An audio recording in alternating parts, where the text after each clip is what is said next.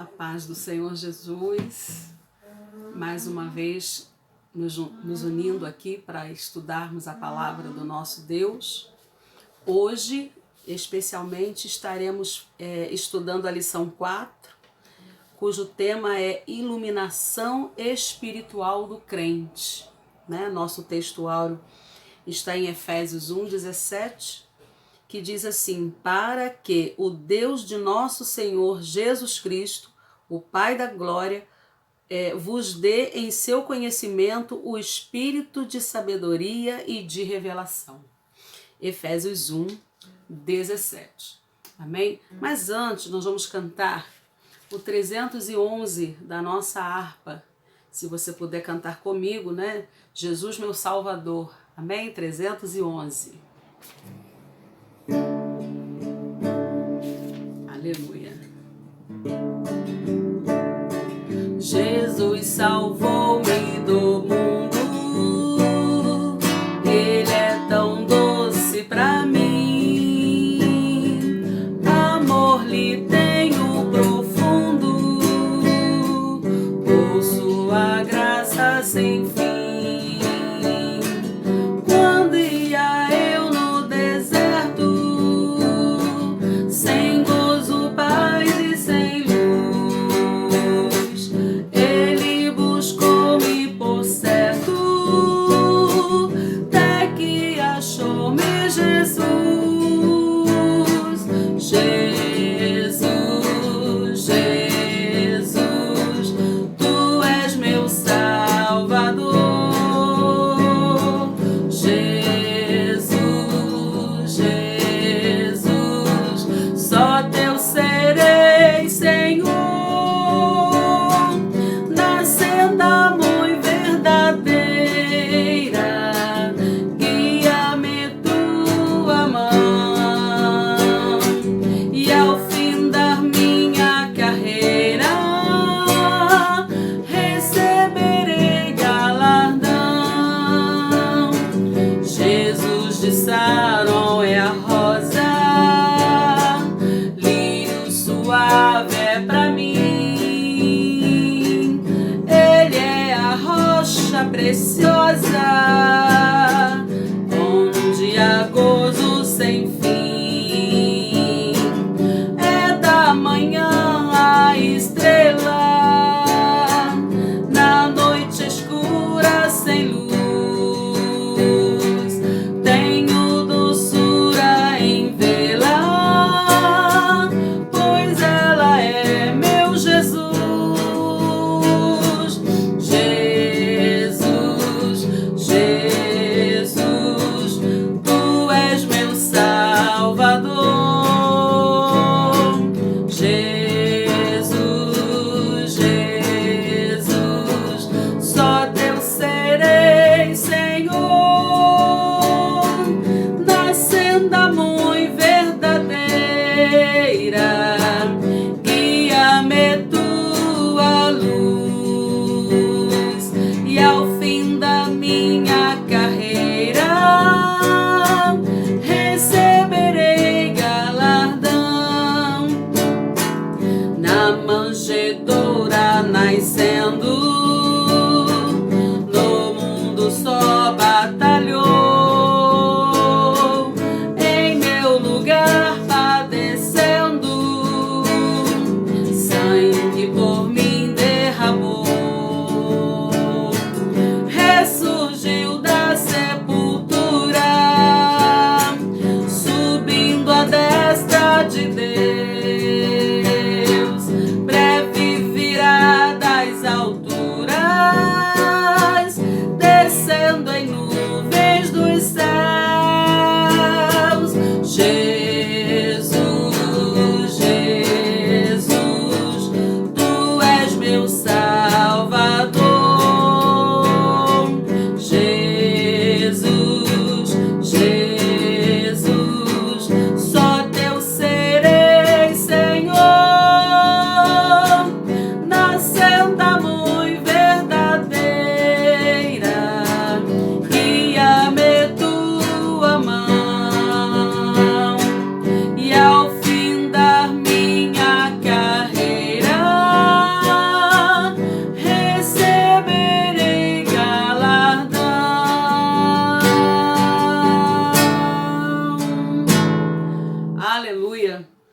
exaltado seja o nome do nosso Deus, porque para que nós possamos receber de Deus a iluminação do seu Espírito, nós precisamos estar completamente focados na presença dEle, com os nossos corações ligados ao coração dEle. Amém?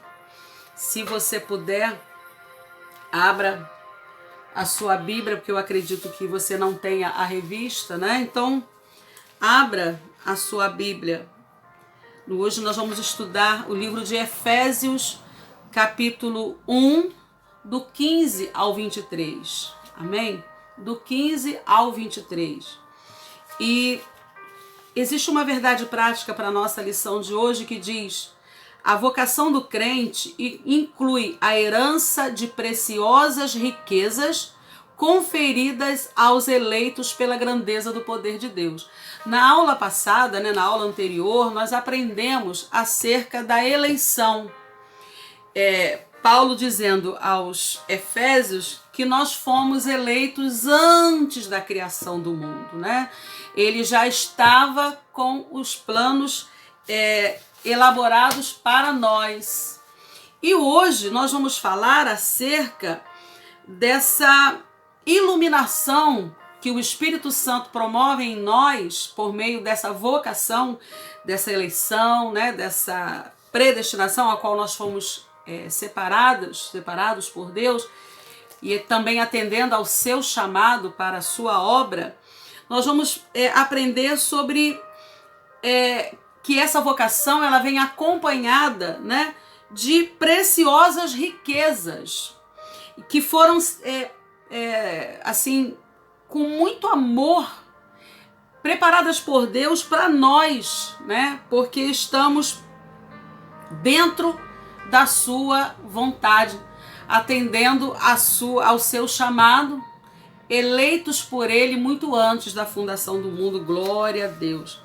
Temos alguns versículos aqui que a gente gostaria de ressaltar na nossa leitura diária, que é muito importante. Não vou ler todos porque não temos tempo para isso, mas eu gostaria de ler com você 1 Coríntios 12, 1 Coríntios 2, melhor dizendo, 14 e 15, que diz assim, se você puder aí acompanhar comigo, amém?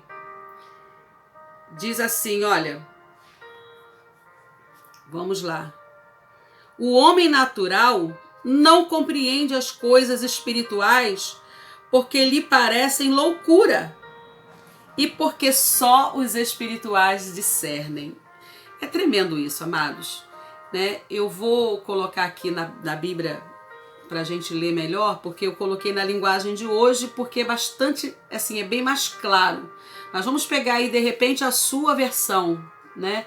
1 Coríntios 2, 14 e 15.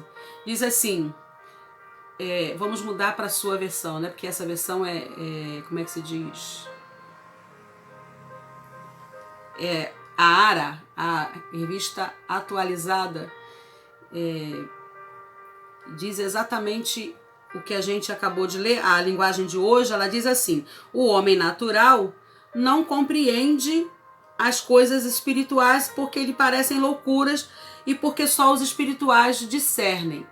Mas a gente vai ver agora na ARA, né, que diz assim, 14 e 15, 1 Coríntios 2, 14 e 15.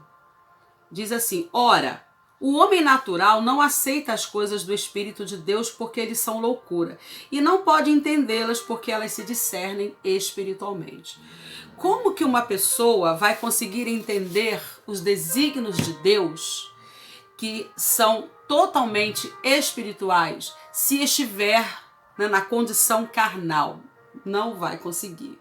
Por isso, muitos homens hoje na sociedade, na política, na ciência, não compreendem as coisas que estão escritas na Bíblia, Por quê? Porque só os espirituais entendem. Inclusive, o próprio Paulo aos Romanos, se não me engano, diz que ele deixa de revelar aos sábios, aos entendidos, para revelar aos seus pequeninos. Por quê? Porque esses pequeninos estão na condição espiritual. Esse versículo é lindo demais. Então, se você quiser entender os segredos de Deus para a tua vida, esteja na presença de Deus, ore antes de ler a Bíblia, jejue, busque a revelação de Deus, busque a palavra revelada de Deus, porque Ele com certeza falará com você, né?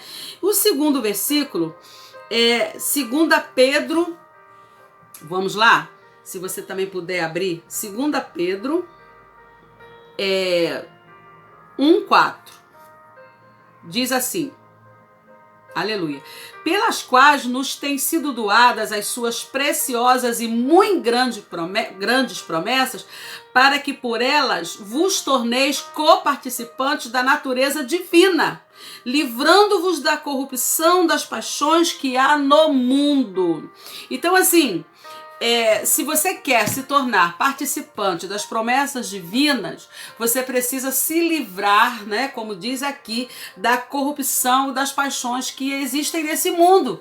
Porque não dá para ter amizade com Deus e com o mundo ao mesmo tempo, porque senão a palavra dele não se revela para nós.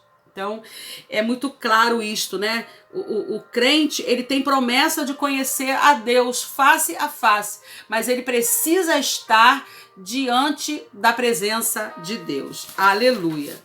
E a nossa leitura bíblica em classe, se você puder abrir, como eu já disse, está em Efésios 1, 15-23, diz assim: pelo que ouvindo eu também a fé que entre vós há no sangue de Jesus e o vosso amor para com todos os santos, não cesso de dar graças a Deus por vós, lembrando-me de vós nas minhas orações, para que o Deus de nosso Senhor Jesus Cristo, o Pai da glória, vos dê em seu conhecimento o espírito de sabedoria e de revelação, tendo iluminados os olhos do vosso entendimento, para que saibais qual seja a esperança da sua vocação e quais as riquezas da glória da sua herança nos santos, e qual a sobreexcelente grandeza do seu poder sobre nós, os que cremos segundo a operação da força do seu poder, que manifestou em Cristo, ressuscitando-os dos mortos e pondo a sua direita nos céus.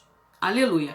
Acima de todo principado e poder e potestade e domínio e de todo nome que se nomeia, não só neste século, mas também no vindouro. E sujeitou todas as coisas aos seus pés, e sobre todas as coisas o constituiu como cabeça da igreja, que é o seu corpo, a plenitude daquele que cumpre tudo em nós. Então nós temos hoje em nossa lição, o ponto central é a herança dessas preciosas riquezas espirituais que são conferidas aos eleitos. Nós hoje vamos aprender que heranças são essas, né? E no primeiro capítulo, nós temos aqui a esperança da nossa vocação e as riquezas da glória. No livro de Efésios, no capítulo 1, 15 e 16, 17 a 19 e de 20 a 23, nós temos Paulo falando sobre 3 coisas importantes para a nossa lição de hoje. Primeiro, ação de graças. Segundo, oração intercessória. Terceiro, confissão de louvor e exaltação. Essas 3 atitudes que Paulo recomenda no livro de Efésios, elas dizem respeito a nós mesmos. Por quê? Se quisermos ser bem-sucedidos espiritualmente, ter a nossa mente iluminada pelo Espírito Santo, a primeira coisa em nós precisa ser ações de graças. Sempre gratos a Deus por tudo que temos, que somos, que fazemos, por tudo o que Ele opera em nós, todas as lutas, provações, bênçãos, favores de Deus. Segundo, a oração intercessória. Nós precisamos aprender a orar uns pelos outros, né? Não orar somente por nós mesmos, mas ver aí as necessidades dos nossos irmãos e orarmos e apresentarmos diante de Deus. E por último, amém? A confissão do louvor e a exaltação ao Senhor. Testemunhar de Jesus Cristo mediante outras pessoas, louvando o nome dele, confessando o nome dele, exaltando o nome dele, testemunhando o nome de Deus. Aleluia. Nessa questão da ação de graças e da intercessão, que é o primeiro tópico da nossa lição, o apóstolo Paulo ele se alegra em dar graças a Deus pela vida dos eleitos e por todas as bênçãos espirituais recebidas, a eleição, a predestinação, a filiação e o dom do Espírito Santo.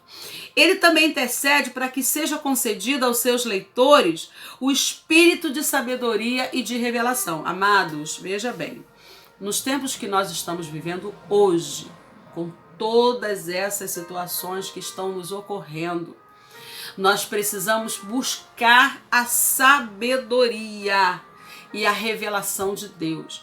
Costumo dizer que nós estamos na época de muitas vozes, de muitas preleções, de muitas opiniões. Muitos estão indo para as redes sociais, fazendo lives, falando isso e aquilo, ou a favor ou contra o governo, né? Os esquerdistas, os da direita, são muitas as falas e às vezes ficamos muito perdidos, sem saber que tipo de orientação seguir. E Paulo está dizendo aos Efésios que agora é o tempo de nós buscarmos a sabedoria de Deus, que é assim a palavra-chave para esse momento. E com certeza ele vem para nós, ele vem nos dar. Basta buscarmos, né, fazermos o nosso momento de devocional com Deus, lendo a palavra, porque tem lá os segredos de Deus. Porque lá no livro de Daniel diz assim: mas há um Deus no céu que revela segredos. Então, para quem ele vai revelar os seus segredos? Ele vai revelar os segredos dele para nós, que somos servos dele. Mesmo que não tenhamos, né, graus elevadíssimos de estudo, ou que conheçamos todas as línguas idiomáticas, não interessa. Nós precisamos ter um coração voltado para a palavra, porque ele vai nos revelar. Aleluia, né? Por isso ele rogava para que os crentes recebessem a capacidade de compreender, por meio do Espírito Santo, a esperança do seu chamado. Você, para entender o chamado de Deus, para compreender o chamado de Deus, você precisa estar na presença de Deus. Não é possível aprendermos sobre Deus sem estar na presença dele, através da oração, da ação de graças, né, da intercessão. Aleluia. A esperança da vocação. Veja bem, em sua petição, Paulo intercede para que o Espírito Santo ilumine os crentes a fim de saber qual é a esperança da sua vocação. Nós acabamos de fazer uma leitura bíblica diária que no verso 18 diz assim: tendo iluminados os olhos do vosso entendimento, para que saibais qual seja a esperança da sua vocação e quais as riquezas da sua glória. A gente, para saber sobre o Espírito Santo, sobre a revelação, o Espírito precisa iluminar a nossa mente, senão não iremos compreender, não é verdade? Em 2 Timóteo 1,9, nós vemos lá o seguinte, presta atenção na leitura, por favor, comigo. 1,9, 2 Timóteo 1,9, diz assim: que nos salvou e nos chamou com santa vocação, não segundo as nossas obras, mas conforme a sua própria determinação e graça, que nos foi dada em Cristo Jesus antes dos tempos eternos. Veja bem, não é porque eu tenho faculdade, porque eu tenho doutorado, ou porque eu sei falar muito bem os vários idiomas, não é nada disso. Não é por nossos méritos, nem por nenhuma obra. É porque ele nos escolheu muito antes da fundação do mundo, da criação. Já estava escrito, né, que seríamos escolhidos por Deus, e ele manifesta em nós através de Jesus Cristo. Aleluia! Assim eles seriam capazes de experimentar, de conhecer profunda e espiritualmente os privilégios de serem vocacionados. E aí, veja bem, nós podemos dizer que essa experiência, que essa esperança, ela se divide em pelo menos 3 aspectos. Primeiro, Deus chamou pessoas lá no passado, né? Ele chamou pessoas lá no passado. Segundo, essa chamada abrange serviço e santificação no presente. Veja, você precisa permanecer, você precisa entender que no seu presente você precisa buscar a santificação. Filipenses 3,14 diz: prossigo para o alvo, para o prêmio da soberana vocação de Deus em Cristo Jesus. Veja, são 2 as condições, serviço e santificação. E para isso a gente precisa perseverar. Ser fiel até o fim, né? Daniel 12, lá no último versículo diz: tu, porém, vai até o fim. Não podemos parar no meio do caminho, não podemos desistir, não podemos ser inconstantes. Pelo contrário, a Bíblia diz: sede firmes e constantes, sempre abundantes, né? Aleluia.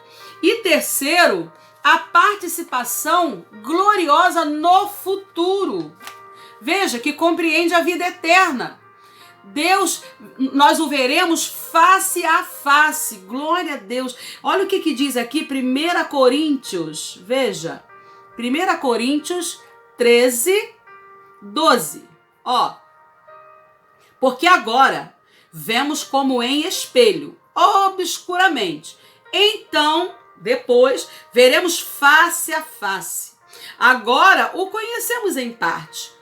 Depois conheceremos também como também sou conhecido. Agora a gente ouve falar, a gente sente a presença de Deus. Agora, né, o conhecemos em parte, mas brevemente nós o veremos face a face. Aleluia. Seja exaltado o Senhor em nossas vidas, né? São 3 essas condições. Terceiro, as riquezas da glória da sua herança. Na oração, o apóstolo pede para que os crentes entendessem as riquezas da sua glória. A expressão sua herança enfatiza o que Deus deu aos seus eleitos. Está em Colossenses 1,12, que diz assim: dando graças ao Pai que vos fez idôneos, a parte que vos cabe da herança aos santos na luz. Veja bem, não podemos ser imaturos para entender essa questão da vocação, da chamada, de perseverarmos, né, para sermos o que Deus quer que sejamos. Imaturos não conseguem alcançar. É preciso sermos idôneos, maduros, né, leitores e estudantes da palavra, através da oração, da intercessão, do jejum, da leitura e meditação da palavra, nós amadurecemos. E aí sim a gente começa a entender, né? Aí o termo riquezas se refere às maravilhosas bênçãos que acompanham o plano da salvação. E aí eu pergunto para vocês, essa pergunta, né, do exercício da revista: quais são as bênçãos que ele separou para nós que somos eleitos? Primeiro, o perdão dos pecados. Ah, maravilha de Deus. A Bíblia diz que ele rasgou a cédula que era contra nós. A Bíblia diz que ele lançou os nossos pecados no mar do esquecimento e dele não se lembra nunca mais. Aleluia. Segundo, ele diz também aqui, né, que a adoção de filhos. Nós não somos mais escravos, nós não somos mais quaisquer pessoas. Nós estamos agora como filhos adotivos de Deus, anel no dedo, vestes novas, sandália nos pés, aleluia, vestes novas. Estamos revestidos, né, dessa nova armadura espiritual. E terceiro, as bênçãos que são desfrutadas lá no porvir. Que bênçãos são essas, irmã Denise? O nosso nome no livro da vida, a salvação garantida em Cristo Jesus, o fato de vermos Jesus face a face, de sermos arrebatados, de nos encontrarmos com Ele, glória a Deus. Então essas bênçãos espirituais, elas estão destinadas a quem realmente foi eleito, predeterminado a ser salvo por Deus, como diz aqui o texto que acabamos de ler, né? Em 1 Pedro 4, 5, Se você puder abrir, por favor, vai abrindo essas referências. Se você não quiser abrir agora, né? Abra depois, vai anotando pelo menos. 1 Pedro 4:5 diz assim: os quais hão de prestar contas àquele que é competente para julgar vivos e mortos. Aleluia! Como, por exemplo, veremos a Deus, a Cristo, e o adoraremos. Apocalipse 22, o último livro da Bíblia, né? 22, 3 e 4. Diz assim: nunca mais haverá qualquer maldição. Nela estará o trono de Deus e do Cordeiro. Os seus servos o servirão, contemplarão sua face, e na sua fronte está o nome dele. Aleluia! Promessa de Deus para aqueles que são eleitos, né? Desde a fundação do mundo. No dia aprazado, os fiéis estarão reunidos nas bodas do Cordeiro. Então os salvos tomarão posse da herança preparada desde a fundação do mundo. Se você já leu Mateus 25:34, vai ver lá que está escrito assim: vinde, benditos de meu Pai, entrai na posse do reino que vos está preparado desde a fundação do mundo. Veja bem, desde muito antes já existe um reino preparado para nós. Aleluia! Os que somos salvos, né? Os que somos eleitos, glórias ao nome do nosso Deus. O capítulo 2 da nossa lição tem como título A Sobreexcelente Grandeza e a Força do Poder Divino. Essa força, né, sobreexcelente grandeza, o apóstolo orou para que nós pudéssemos entendê-la. Veja, perceba que a palavra sobreexcelente é traduzida do grego uperbalon, que na forma adjetiva significa extraordinário. Gente, que coisa linda! Olha o que diz 2 Coríntios, né? Mais uma vez, vamos lá na palavra. É muito bom a gente ler a Bíblia para dar base àquilo que a gente está aprendendo, né? 2 Coríntios 4:7 diz assim: temos, porém, este tesouro em vasos de barro, para que a excelência do poder seja de Deus e não de nós. Aleluia! Porque, irmãos, vasos de barro é o que nós somos. Nossa natureza é barro. Mas sendo destinados por Deus, escolhidos por Deus antes da fundação do mundo, antes da criação, a excelência dele, do seu poder, se manifesta em nós hoje. Por quê? Porque ele nos chamou, ele nos perdoou, ele escreveu o nosso nome no livro da vida, ele nos leva a viver uma vida de excelência. Aleluia! Exaltado seja o nome do nosso Deus. Amém? A expressão, por exemplo, seguinte, grandeza, que é megetós, objetivo é enaltecer a magnitude do poder de Deus, que a tudo sobrepuja. O que diz Mateus 26:64? Ao sumo sacerdote Jesus respondeu dizendo: eu vos declaro que desde agora vereis o Filho do Homem assentado à direita do Todo-Poderoso e vindo sobre as nuvens do céu. Nossa, quanto poder! Quanta autoridade. Quando Jesus disse isso ao sumo sacerdote, ele se escandalizou, né? E ele disse: isso é anátema, isso é falso, isso é hipócrita. Mas Jesus, aleluia, ele é o poder. Jesus, ele mesmo disse aos seus discípulos: é-me dado todo o poder no céu e na terra. Quem falava com Jesus falava diretamente com Deus. Amém? Então, assim, ele estava dizendo sobre ele mesmo, né? Vereis o Filho do Homem assentado à direita do Todo-Poderoso. Glórias ao nome dele. No segundo ponto, nós vemos a força do poder divino. Na sentença, segundo a operação da força do seu poder, que está lá em Efésios 1:19 da nossa leitura bíblica, né, que diz lá, o apóstolo faz uso de 3 vocabulários gregos.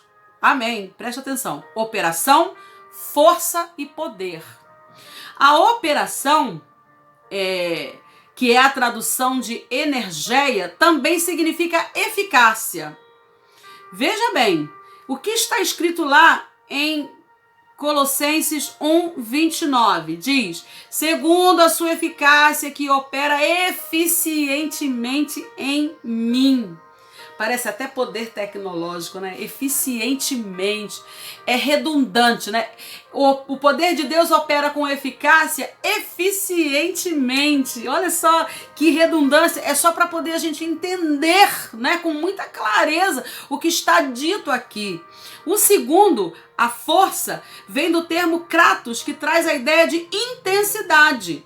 E finalmente, ischus, que indica o poder inerente de Deus. João 1,12, que diz assim: mas a todos quantos o receberam, deu-lhes o poder de serem feitos filhos de Deus. Fomos feitos filhos de Deus pelo poder de Deus, né? A saber, aos que creem no seu nome, os quais não nasceram no sangue, nem da vontade da carne, nem da vontade do homem, mas de Deus. Se você está hoje na presença de Deus, não foi vontade da carne, não foi vontade do homem, mas foi pelo poder de Deus que operou em você, que te chamou antes da criação do mundo. Louvado seja Deus. A associação desses conceitos revela o poder potencial de Deus que, inerente à sua natureza divina, opera em favor dos que creem. Para aprofundar essa impressionante descrição, Paulo apresenta 3 exemplos irrefutáveis desse poder. Preste atenção que aconteceram 3 coisas sobrenaturais que confirmam essa força, a força desse poder. Primeiro, a ressurreição de Cristo.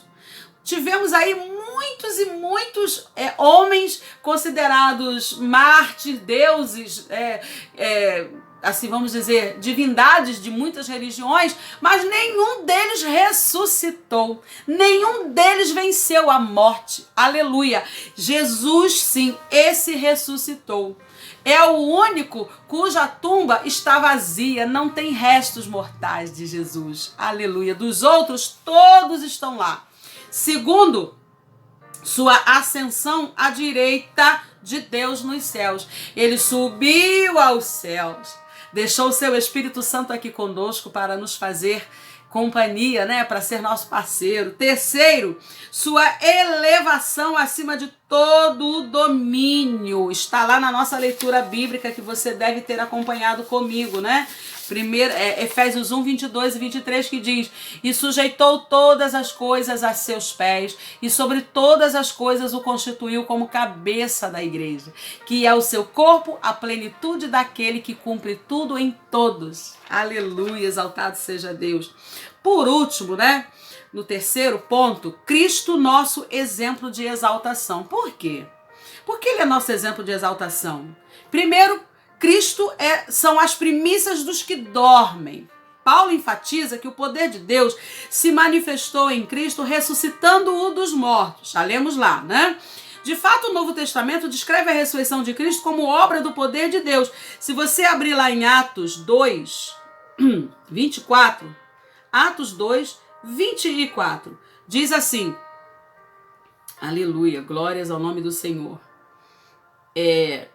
Ao qual, porém, Deus ressuscitou, rompendo os grilhões da morte, porquanto não era possível fosse ele retido por ela. Veja bem, Deus trouxe Jesus Cristo à vida novamente, né? Como diz aqui, rompendo grilhões da morte. Ele teve que dizer, né? Aleluia. Naquele momento, na cruz do Calvário, quando toda a natureza se revoltou ali, quando Jesus fechou os olhos, dizendo: Pai, entrego nas tuas mãos o meu espírito, haviam muitos mortos ali, juntamente. E quando ele trouxe Jesus Cristo à vida, ele rompeu com os grilhões da morte. Ele tirou da morte o poder e a autoridade dela, né? Morte, sobre você não tenho mais medo, eu te venci. Jesus venceu a morte. E isso trouxe autoridade. Aleluia! Abriu as janelas do céu, rasgou-se o véu do templo. Todos nós poderíamos agora receber a salvação. Ao ressurgir dos mortos, Cristo foi feito as primícias dos que dormem, né? Assim sendo, a ressurreição de Jesus é a garantia de que nós seremos ressuscitados. Veja lá comigo em 1 Tessalonicenses 4,14. Aleluia, diz assim: pois se cremos que Jesus morreu e ressuscitou, assim também Deus, mediante Jesus, trará em sua companhia os que dormem. Quer dizer, todos aqueles que já foram voltarão, ressuscitarão por causa do poder da ressurreição de Cristo. Glória a Deus. Aleluia. Desse modo, os crentes vencerão a morte e se erguerão gloriosamente de seus sepulcros para para reinarem com Cristo eternamente. Veja também comigo em Filipenses 3, aleluia, 20 e 21. O que diz? Olha só. Pois a nossa pátria está nos céus, de onde também aguardamos o Salvador, o Senhor Jesus Cristo. A Bíblia diz que ele virá, né? Voltará e nos levará com ele de novo. O qual transformará o nosso corpo de humilhação para ser igual ao corpo da sua glória, segundo a eficácia do seu poder, que ele tem de até subordinar a si todas as coisas. Deus domina todas as coisas, glórias ao nome dele para sempre. Segundo aspecto, Cristo elevado à direita de Deus. Paulo reforça o poder de Deus quando da elevação de Cristo ao trono, pondo-o à sua direita nos céus. Está lá em Efésios 1:20, que está na nossa leitura bíblica. Aqui está em foco a ascensão de Cristo em referência à promessa messiânica. O grau de exaltação para uma posição de honra e autoridade indica o completo triunfo de Cristo sobre o pecado e as forças do mal. Vamos ver Colossenses 2:15, o que diz sobre isso? Colossenses 2:15. Aleluia. E despojando os principados e potestades, publicamente os expôs ao desprezo, triunfando deles na cruz. Jesus humilhou as potestades, os principados publicamente. Glórias ao nome do nosso Deus, né? Ele mostrou sua força sobre todas essas potestades. Esse triunfo também está assegurado aos salvos, nós também, e endossa nossa participação na vida celestial, conforme indica a expressão, nos fez assentar nos lugares celestiais. Assim, tanto a ressurreição como a ascensão de Cristo são obras do poder do nosso Pai. Por fim, Cristo exaltado sobremaneira. Nesse ponto, Paulo ensina que o poder de Deus exaltou Cristo acima de todo principado e poder e potestade e domínio, como nós vimos acima. Significa que ele foi exaltado acima de toda eminência do bem e do mal e de todo título que se possa conferir nessa era e também no porvir. O resultado desse triunfo traz duplo benefício para a igreja. Primeiro, quais são os benefícios? Primeiro, que fez de Cristo cabeça da igreja. Segundo, que Deus designou a igreja para ser a expressão plena dele. Aleluia. Existe um conluio, uma conivência, uma grande unidade entre Cristo e a igreja. Glória a Deus. Significa que nenhum poder vai prevalecer contra a igreja. Se você puder ler para encerrarmos essa nossa aula de hoje, né? Mateus 16:18, que diz, você já conhece essa passagem, mas aí não custa nada nós lermos de novo. Também eu te digo que tu és Pedro, e sobre esta pedra edificarei a minha igreja, e as portas do inferno não prevalecerão contra ela. Aleluia, louvado seja Deus, né? Assim sendo, a ressurreição de Jesus é a garantia de que nós também seremos ressuscitados. Por fim, na nossa conclusão diz, embevecidos com as bênçãos espirituais, Paulo mantém a adoração contínua ao eterno Deus, atitude que deve ser seguida por todos os salvos. A compreensão das dádivas da salvação demonstra o excelso valor daquilo que Deus fez por nós. Seus atos poderosos viabilizam a transformação e a glorificação dos que creem. Aleluia! Exaltado seja o nome do nosso Deus.